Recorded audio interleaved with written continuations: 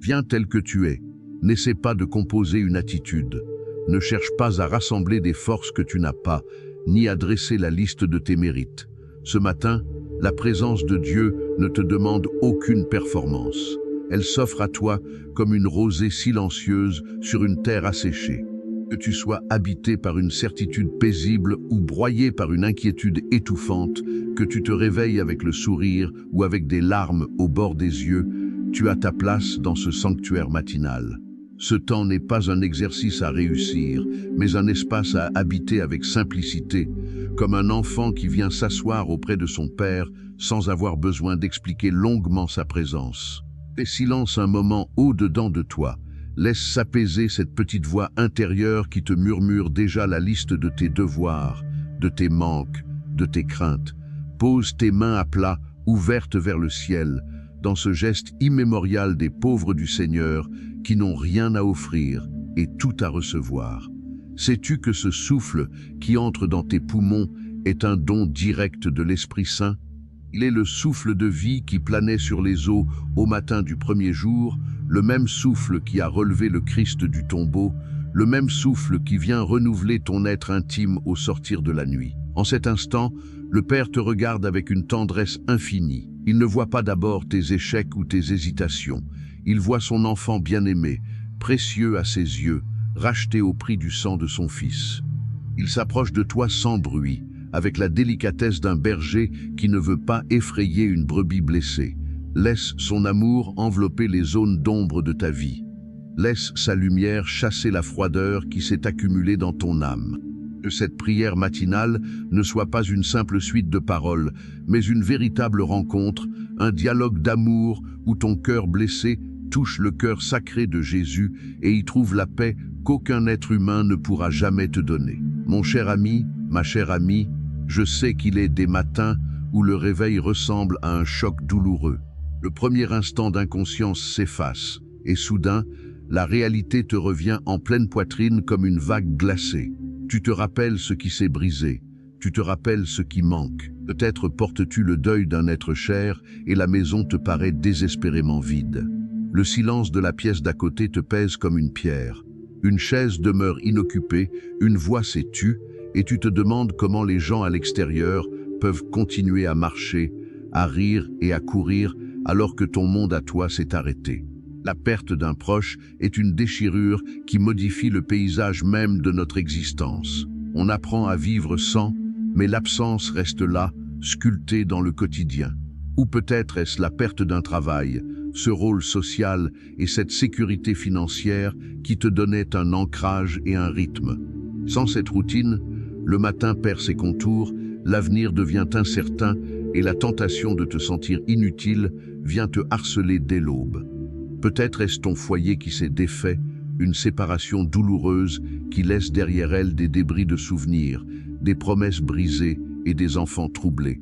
Peut-être est-ce la santé qui s'en est allée, ce corps jadis vigoureux qui maintenant proteste, souffre ou s'épuise au moindre effort, te rappelant sans cesse ta vulnérabilité. Ou encore la perte d'un projet, d'une entreprise dans laquelle tu avais investi des années de sueur et de prière et qui aujourd'hui repose en ruine sous tes yeux impuissants.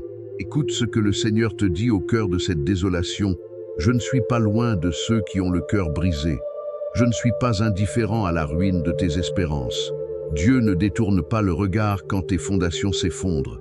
Il ne te demande pas de refouler ta peine ou d'arborer un stoïcisme artificiel. Dans l'Ancien Testament, les saints de l'Alliance déchiraient leurs vêtements et s'asseyaient dans la poussière pour pleurer leur mort et leur désastre. Le deuil est un passage sacré. La douleur de la perte atteste la valeur de ce qui a été aimé, cherché, construit. Mais sache ceci, mon frère, ma sœur, la perte, aussi dévastatrice soit-elle, n'est pas le mot final sur ton existence. Ce que tu as perdu était précieux, mais celui qui t'a tout donné est plus grand que ce qui t'a été retiré. Dieu n'a pas épuisé sa bonté envers toi. Les ruines de ton présent ne sont pas la fin de ton histoire. Elles sont le sol rocailleux d'où naîtra une reconstruction que tu ne peux pas encore imaginer. Dieu n'est pas seulement le Dieu du début, il est le Dieu du recommencement. Il ramasse les morceaux brisés de ta vie et, avec une patience infinie, il commence à façonner une œuvre nouvelle. Ne maudis pas ce matin parce qu'il est sombre. Demande plutôt au Seigneur de te donner la foi nécessaire pour poser le premier pas sur ce chemin de restauration. Il y a une autre forme de souffrance dont je veux te parler ce matin, une souffrance plus secrète, peut-être plus corrosive encore, celle que tu dissimules soigneusement aux yeux du monde. Toi qui m'écoutes, tu es peut-être passé maître dans l'art de sourire quand tout s'effondre au-dedans. Tu réponds « tout va bien » avec une aisance déconcertante, parce que tu crains d'être un fardeau pour tes proches, parce que tu as appris que la vulnérabilité est souvent mal reçue, ou simplement parce que la politesse sociale n'a pas la place pour accueillir la complexité de tes larmes. Tu t'habilles, tu te coiffes, tu accomplis tes tâches, tu sers les autres avec dévouement, et personne ne se doute que derrière ce masque d'efficacité et de bonne humeur se trouve une âme à bout de souffle. Cette comédie quotidienne est épuisante. Porter seul le poids d'un secret douloureux, d'une humiliation subie, d'une angoisse financière ou d'une tentation récurrente demande une énergie colossale. La nuit, le masque tombe et la solitude devient écrasante. Tu te demandes combien de temps tu pourras tenir ce rôle avant que la fissure ne devienne trop voyante. Mais regarde ce matin, Dieu ne demande pas ton masque. Il n'a aucun intérêt pour la façade que tu présentes au monde. Dans le psaume 51, David s'écrie « Tu veux que la vérité soit au fond de mon cœur. » La vérité, pas la perfection, pas la force apparente, mais la vérité nudiste de ton état intérieur. Devant Dieu, tu peux enfin tomber les armes. Tu peux retirer l'armure qui t'étouffe. Tu peux dire « Père, je suis fatigué. Père, je n'en peux plus. Je fais semblant devant tout le monde, mais devant toi, je ne peux pas et je ne veux pas mentir. Mens. Quelle délivrance extraordinaire que de pouvoir être entièrement vrai devant le Créateur. Dieu connaît chaque repli de ton cœur mieux que tu ne le connais toi-même. Il a vu la larme que tu as essuyée à la hâte avant d'entrer dans une pièce. Il a entendu le soupir étouffé dans ton oreiller. Il connaît la honte qui te paralyse, la peur de l'avenir qui te noue l'estomac, la déception profonde que tu n'oses avouer à personne. Et sachant tout cela, absolument tout, il ne te rejette pas, il ne te fait pas de reproches. Il s'approche avec une tendresse infinie et il te dit « Dépose ce fardeau. Tu n'as plus besoin de faire semblant avec moi. Je t'aime dans ta vérité fragile. » Ce matin, laisse la grâce de Dieu pénétrer dans ces chambres secrètes de ton être où tu n'essaies entrer personne. Laisse sa lumière visiter ces zones de honte, d'échec ou d'épuisement. C'est précisément là où tu te sens le plus vulnérable que sa puissance veut se déployer. Comme l'écrivait saint Paul, « Ma grâce te suffit, car ma puissance se déploie dans la faiblesse. Arrête de cacher ta blessure, montre-la au médecin céleste. C'est à partir de cette blessure reconnue et offerte que la véritable guérison va commencer. Mon frère, ma sœur, il est une épreuve plus déconcertante encore que la douleur elle-même. C'est le sentiment que Dieu t'a oublié, qu'il se tait au moment précis où tu as le plus besoin d'entendre sa voix. Tu as prié, tu as supplié, tu as récité des neuvaines, tu as fait célébrer des messes, tu as versé des larmes au pied du Saint-Sacrement, et pourtant, rien n'a l'air de changer. Le ciel reste muet, d'une froideur de bronze. Les circonstances demeurent bloquées, la maladie ne recule pas, le travail ne vient pas, la réconciliation tant espérée n'a pas lieu. Et dans ce silence obstiné, une pensée toxique vient ramper dans ton esprit. Dieu ne m'écoute pas, Dieu s'en moque. Pire encore, il m'a puni, il s'est détourné de moi. C'est là la tentation la plus redoutable du croyant dans l'épreuve, confondre le silence de Dieu avec son absence ou son abandon. Pourtant, regarde les Écritures. Les plus grands amis de Dieu ont traversé cette nuit obscure. Job s'écriait dans son désespoir, « Je crie vers toi, et tu ne me réponds pas. Je me tiens debout, et tu me regardes sans rien dire. » Le psalmiste répète à s'en briser la voix, « Mon Dieu, pourquoi m'as-tu abandonné? Pourquoi te tiens-tu loin, sans me secourir ?» Et sur la croix, Jésus lui-même a repris ce cri ultime du psaume 22, portant en lui l'abîme de tout le silence divin ressenti par l'humanité souffrante. Le silence de Dieu n'est pas un signe d'infidélité. Il est souvent le lieu d'une maturation spirituelle profonde, bien qu'insupportable à nos natures pressées. Dans la vie de la nature, la graine enfouie en terre passe des semaines dans le noir absolu, sous un silence de plomb. Rien ne semble se passer à la surface. Et pourtant, sous la terre, dans cet apparent néant, les racines s'enfoncent, la coquille se brise, la vie s'organise pour pouvoir un jour percer le sol et porter du fruit. Quand Dieu se tait, il n'est pas inactif. Il travaille à un niveau plus profond que celui de tes émotions ou de tes perceptions immédiates. Il démantèle tes fausses sécurités. Il purifie ta foi des attentes magiques. Il t'apprend à l'aimer pour lui-même et non pas seulement pour les consolations qu'il te donne. Le silence de Dieu est une invitation à passer d'une foi de sentiment à une foi d'engagement. Une foi qui affirme dans le noir « Je ne vois rien, je ne sens rien, mais je sais en qui j'ai cru et je sais qu'il est fidèle. » Ne laisse pas le démon du découragement te convaincre que ce silence est un rejet. Quand un docteur opère un patient sous anesthésie, il ne parle pas au patient. Il est concentré sur l'acte chirurgical qui va lui sauver la vie. Dieu est à l'œuvre dans ta vie ce matin. Son silence est le silence de l'artisan concentré sur son chef-d'œuvre. Fais-lui confiance. Même quand tu n'entends pas sa voix, sa main tient toujours la tienne. Nous vivons dans un monde de l'instant. Nous voulons des réponses immédiates, des guérisons instantanées, des solutions au clic d'un bouton. Et lorsque Dieu s'inscrit dans une temporalité différente, nous sommes pris de panique et d'impatience. Mais regarde la façon d'agir du Seigneur tout au long de l'histoire du salut. Dieu est le maître de la lenteur. Il a fallu des siècles pour préparer la venue du Messie. Il a fallu 40 ans au peuple d'Israël pour traverser le désert, un parcours qui aurait pu se faire en quelques semaines. Abraham a attendu des décennies avant de voir s'accomplir la promesse d'un fils. Joseph a passé des années en prison en Égypte avant de devenir le libérateur de son peuple. Pourquoi cette lenteur? Parce que Dieu ne prépare pas seulement des événements, il prépare des cœurs.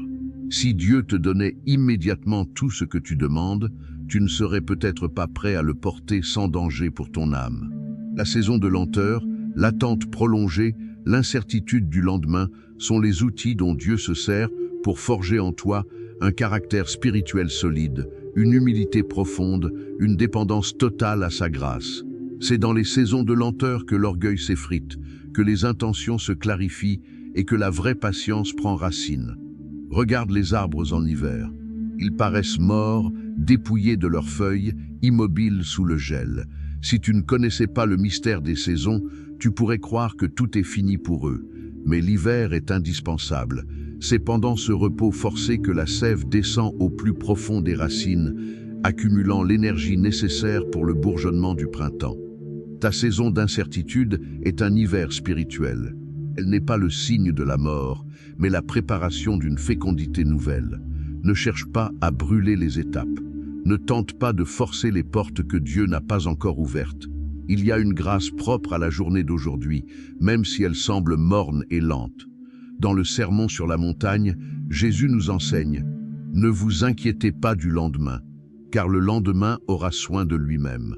À chaque jour suffit sa peine. Dieu ne te donne pas la grâce pour l'année prochaine, ni même pour le mois prochain. Il te donne aujourd'hui la grâce pour aujourd'hui. Apprends à marcher au rythme de Dieu. Il ne court pas, il n'est jamais en retard, mais il n'est jamais en avance non plus. Il arrive exactement à l'heure qu'il a fixée dans sa souveraine sagesse. Mets ta main dans la sienne ce matin et dis-lui « Seigneur, je ne comprends pas ton calendrier, mais je choisis de faire confiance à ton horloge. Donne-moi seulement la force de vivre cette journée dans la fidélité et dans la paix. » Mon frère, ma sœur, permettez-moi d'insister sur une vérité qui réconforte tant de cœurs oppressés. En Jésus-Christ, pleurer n'est pas un manque de foi. Certaines personnes s'imaginent à tort qu'un bon chrétien doit toujours être joyeux, stoïque, au-dessus des peines de ce monde, et que verser des larmes serait la preuve d'un effondrement spirituel. Quelle grave erreur! Notre foi n'est pas une doctrine d'insensibilité. Jésus n'était pas un stoïcien impassible. Regarde les évangiles. Devant le tombeau de son ami Lazare, face à la détresse de Marthe et Marie, Jésus ne fait pas un discours théologique abstrait sur la résurrection future. Le texte nous dit simplement « Jésus pleura ». 2 mots, les plus courts et peut-être les plus bouleversants de toutes les Écritures. Le Fils de Dieu a pleuré. Il a ressenti dans sa propre chair la morsure de la séparation, le scandale de la mort, la douleur de ceux qu'il aimait. Ses larmes n'étaient pas un signe de faiblesse, mais la manifestation suprême de son humanité et de sa compassion. Jésus a pleuré aussi sur la ville de Jérusalem qui refusait la paix. Il a versé des larmes de sang au jardin des Oliviers, saisi d'une angoisse mortelle face à la coupe de la passion. Il sait ce que c'est que d'avoir le cœur oppressé, la gorge nouée, les yeux aveuglés par le chagrin. Ainsi, quand tu pleures ce matin, sache que tes larmes sont saintes si tu les déposes devant Dieu. Le psalmiste dit dans un verset magnifique « Tu as compté mes pas de vagabond, tu as recueilli mes larmes dans ton outre. Ne sont-elles pas inscrites dans ton livre? Dieu ne gaspille rien de ta souffrance. Chaque larme que tu verses est recueillie par le Père. Elle a une valeur inestimable à ses yeux. La différence entre les larmes du monde et les larmes du croyant ne réside pas dans leur intensité, mais dans leur direction. Les larmes du monde s'enfoncent dans le désespoir et l'amertume, croyant que la nuit est éternelle. Les larmes du chrétien sont des larmes traversées par l'espérance. Tu pleures, oui, et tu as le droit de pleurer. Tu pleures la perte, tu pleures la douleur, tu pleures l'injustice, mais tu pleures au pied de la croix, les yeux fixés sur le tombeau vide. Tes larmes sont la pluie qui arrose la terre de ton cœur avant la moisson de la joie. Le psaume 126 le proclame avec force. Ceux qui sèment dans les larmes moissonneront avec des cris de joie. Celui qui marche en pleurant, quand il porte la semence, revient avec allégresse quand il porte ses gerbes. N'aie pas honte de tes larmes ce matin. Donne-les à Jésus. Laisse-le les transformer en une prière silencieuse qui monte vers le trône de la grâce. Mon cher ami, nous ne pouvons pas comprendre la portée de notre espérance sans contempler le cœur même de notre foi, le mystère pascal. Regarde la croix. Que s'est-il passé ce vendredi saint sur la colline du Calvaire? Tout semblait perdu. Le mal semblait avoir gagné la partie. L'innocent était condamné, l'amour était cloué sur le bois, les disciples s'étaient enfuis et la haine poussait des cris de triomphe. La honte, le péché, la malédiction de toute l'humanité s'était accumulée sur les épaules de Jésus. Il est mort dans l'abandon le plus total, poussant ce cri qui déchire les siècles. Si l'histoire s'était arrêtée là, notre foi serait une tragédie de plus. Mais la croix n'était pas la défaite de Dieu, elle était le lieu secret de sa plus grande victoire. Sur ce bois supplicié, Jésus a porté ta honte. Il a pris sur lui tes échecs, tes fautes, tes souillures, tes malédictions. Il a payé la dette que tu ne pouvais pas payer. La honte qui te paralyse ce matin, ce sentiment d'indignité qui te murmure que tu es trop abîmé pour être aimé de Dieu, Jésus l'a clouée à la croix. Elle n'a plus aucun pouvoir légal sur toi. Et puis est venu le matin de Pâques. Le 3e jour, avant même le lever du soleil, la terre a tremblé, la pierre du tombeau a été roulée et le Christ est sorti vivant du séjour des morts. La résurrection n'est pas un symbole poétique, c'est un événement cosmique, l'inauguration d'un monde nouveau. Par sa résurrection, Jésus a brisé la morsure de la mort, il a terrassé le pouvoir du péché, il a démontré que l'amour est plus fort que la haine, que la vie est plus forte que le néant. Qu'est-ce que cela change pour toi aujourd'hui, dans ta petite vie blessée? Tout, absolument tout. Cela signifie que les forces de la mort, du désespoir et du mal n'auront pas le dernier mot dans ta vie. La maladie qui te fatigue n'a pas le dernier mot. Le deuil qui te déchire n'a pas le dernier mot. La ruine financière, la réputation entachée, la solitude pesante, aucune de ces choses n'a le pouvoir de fermer définitivement ton avenir, parce que le Christ est vivant. Et puisque le même esprit qui a ressuscité Jésus d'entre les morts habite en toi par ton baptême, cette puissance de résurrection est à l'œuvre dans tes membres ce matin. Saint Paul s'écrie avec un enthousiasme sacré dans la lettre aux Romains, « Si Dieu est pour nous, qui sera contre nous? Lui qui n'a pas épargné son propre Fils, mais l'a livré pour nous tous, comment ne nous donnera-t-il pas aussi toutes choses avec lui?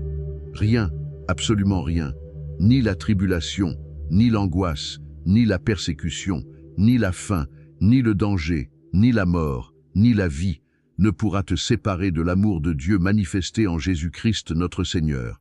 Ce matin, redresse la tête. Tu n'es pas un vaincu qui essaye de survivre. Tu es un racheté pour qui la victoire a déjà été remportée.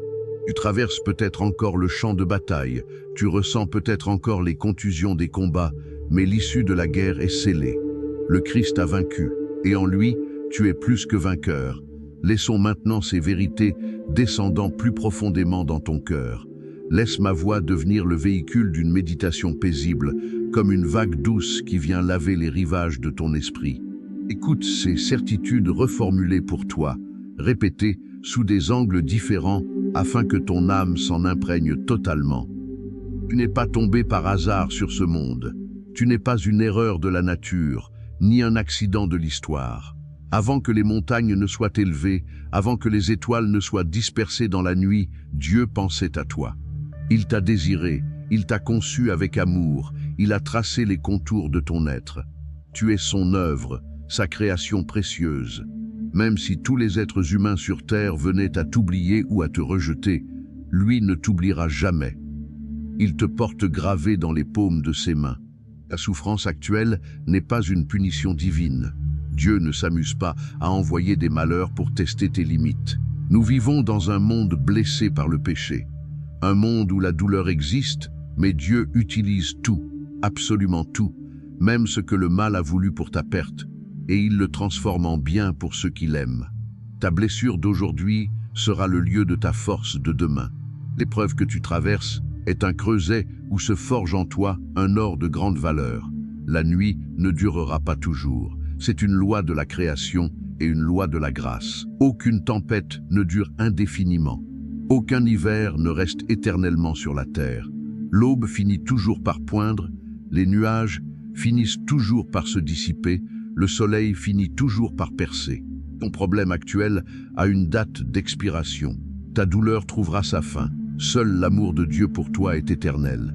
Tu as le droit d'avancer à petits pas. Ne te laisse pas paralyser par la hauteur de la montagne à franchir. Dieu ne te demande pas d'accomplir des hauts faits aujourd'hui. Il te demande simplement de faire le pas qui est devant toi. Un seul pas, une seule respiration, une seule décision de confiance pour les prochaines heures. Et quand ce pas sera fait, il te donnera la lumière nécessaire pour le suivant. La paix de Dieu n'est pas l'absence de problèmes, mais la présence de quelqu'un dans les problèmes. Tu peux avoir la tempête tout autour de toi et conserver au fond du cœur une sérénité inébranlable, parce que Jésus est dans ton bateau. Il dort peut-être à la poupe en apparence, mais son pouvoir reste intact. Un seul mot de sa bouche peut apaiser la mer déchaînée. Mon frère, ma sœur, il est un mystère magnifique dans la vie spirituelle. Dieu ne se contente pas de consoler notre souffrance. Il la transforme en une source de bénédiction pour les autres. Quand tu traversais des épreuves profondes, la maladie, le deuil, l'abandon, l'échec, ton cœur est brisé. Mais ce brisement a un effet secondaire inattendu. Il brise aussi l'écorce de ton égocentrisme. Une personne qui n'a jamais souffert a souvent du mal à comprendre la douleur d'autrui. Elle donne des conseils faciles, elle juge rapidement, elle reste en surface. Et celui qui a été broyé par la vie développe une sensibilité nouvelle, une capacité d'écoute et d'empathie d'une profondeur inouïe. Saint Paul l'explique magnifiquement au début de la 2e lettre aux Corinthiens. « Béni soit Dieu, le Père des miséricordes et le Dieu de toute consolation, qui nous console dans toutes nos afflictions, afin que par la consolation dont nous sommes nous-mêmes consolés par Dieu, nous puissions consoler ceux qui se trouvent dans toutes sortes d'afflictions. » Vois-tu le dessein secret de Dieu? La consolation que tu reçois ce matin dans cette prière n'est pas destinée à rester emmagasinée en toi comme dans un réservoir fermé. Elle doit devenir une rivière qui coule à travers toi vers les autres. Un jour prochain, tu croiseras quelqu'un qui traverse exactement la même nuit que celle dont tu sors aujourd'hui. Tu verras dans ses yeux cette même détresse que tu connais si bien.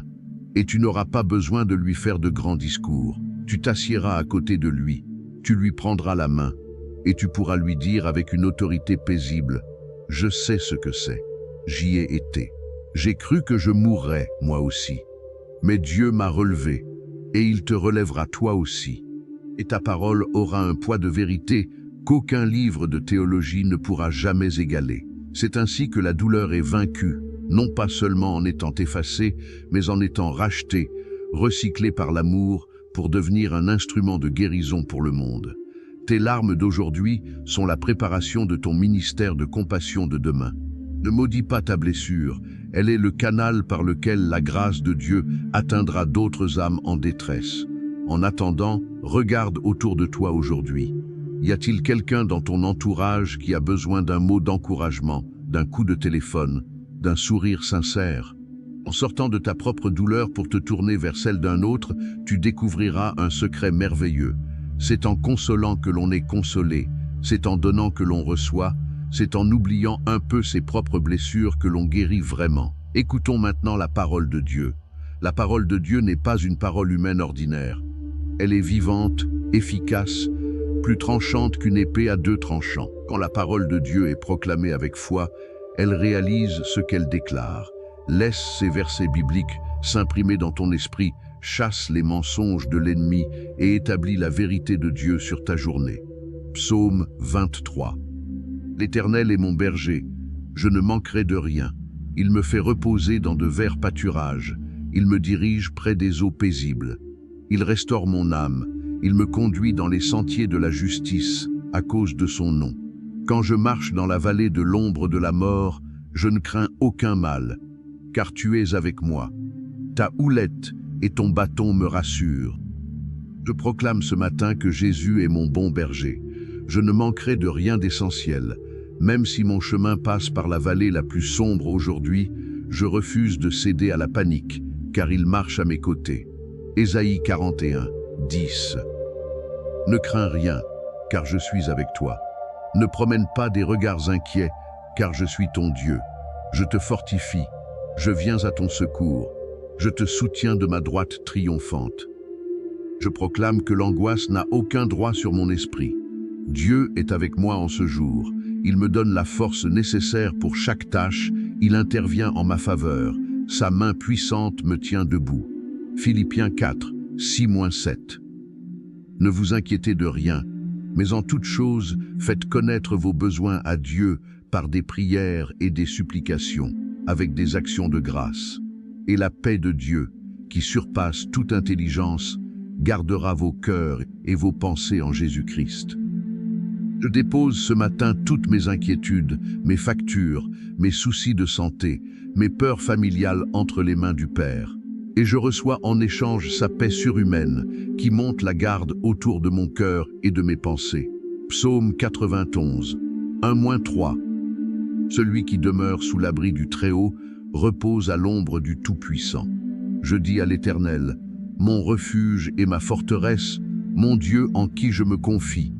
Car c'est lui qui te délivrera du filet de l'oiseleur, de la peste et de ses ravages. Je proclame que je suis sous la protection divine. Aucun piège de l'ennemi, aucune flèche de découragement, aucun malheur ne pourra me détruire. Je suis caché dans le cœur de Dieu. Josué 1, 9. Ne t'ai-je pas donné cet ordre? Fortifie-toi et prends courage. Ne t'effraie point et ne t'épouvante point, car l'Éternel, ton Dieu, est avec toi dans tout ce que tu entreprendras. Je choisis le courage ce matin. Je rejette la lâcheté et la passivité.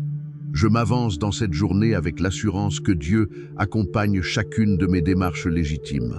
Seigneur Jésus-Christ, mon Sauveur et mon Dieu, je me tiens devant toi au seuil de ce jour nouveau. Je te donne mon corps avec sa fatigue et ses douleurs. Je te donne mon esprit avec ses pensées hésitantes et ses questions sans réponse. Je te donne mon cœur avec ses blessures, ses affections et ses désirs secrets.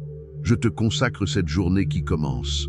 Qu'elle soit entièrement orientée vers ta gloire et le service de mes frères.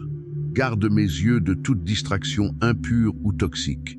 Garde ma langue de toute parole amère, de tout jugement hâtif, de toute plainte inutile. Que mes lèvres ne prononcent que des paroles de bénédiction, d'encouragement et de vérité. Je te remets mon travail, mes études, mes projets. Bénis l'œuvre de mes mains. Donne-moi la sagesse dans mes décisions, la patience dans les difficultés, l'honnêteté dans mes transactions. Si je rencontre le succès aujourd'hui, préserve-moi de l'orgueil et rappelle-moi que tout vient de toi. Si je rencontre l'échec ou la contradiction, préserve-moi de l'amertume et rappelle-moi que tu restes le maître du jeu. Je te fie ma famille, mes enfants, mes parents, mes amis. Déploie tes anges autour de nos maisons. Protège-nous des accidents, des attaques invisibles, de la maladie et de la discorde. Accorde la grâce de la réconciliation là où les liens ont été distendus. Touche le cœur de ceux qui parmi nous se sont éloignés de toi et ramène-les doucement sur le chemin de la maison. Seigneur, je te prie pour les plus souffrants de ce monde, pour les malades qui passent cette journée sur un lit d'hôpital ou dans la solitude d'une chambre, pour les mourants qui affrontent leur dernier combat, pour les pauvres qui ne savent pas comment ils nourriront leurs enfants ce soir, pour les victimes de la guerre, de la violence, des injustices de ce monde. Envoie ton esprit consolateur sur chaque détresse humaine. Et moi, Seigneur, tiens-moi par la main. Quand le soleil brillera, que je n'oublie pas de te rendre grâce. Quand l'ombre reviendra, que je n'oublie pas que tu es là. Que ta présence soit mon bouclier, ta parole ma nourriture, ton amour ma seule richesse. Au nom du Père et du Fils et du Saint-Esprit. Amen. Mon frère, ma sœur, notre temps de méditation touche à sa fin, mais la présence de Dieu, elle, ne fait que commencer à se déployer dans ta journée. Tu vas éteindre cet enregistrement, tu vas poser ton téléphone ou ton ordinateur et tu vas rentrer dans le cours ordinaire de tes activités. Mais tu n'y rentres plus de la même manière. Tu y rentres accompagné, fortifié, lavé par la grâce de cette prière matinale. Regarde la lumière du jour qui a grandi pendant que nous prions. L'obscurité a reculé. Le soleil s'est levé ou s'apprête à se lever.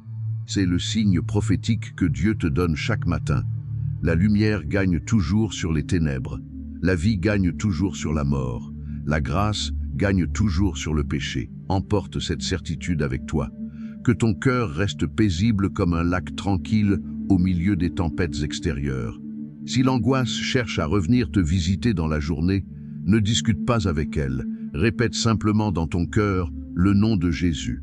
Le nom de Jésus est un rempart. Le nom de Jésus est une consolation. Jésus, j'ai confiance en toi. Jésus, tu es mon berger. Jésus, je te donne cette heure. N'oublie jamais, tu n'es pas seul. Tu fais partie d'une immense famille de croyants qui prient avec toi à travers le monde.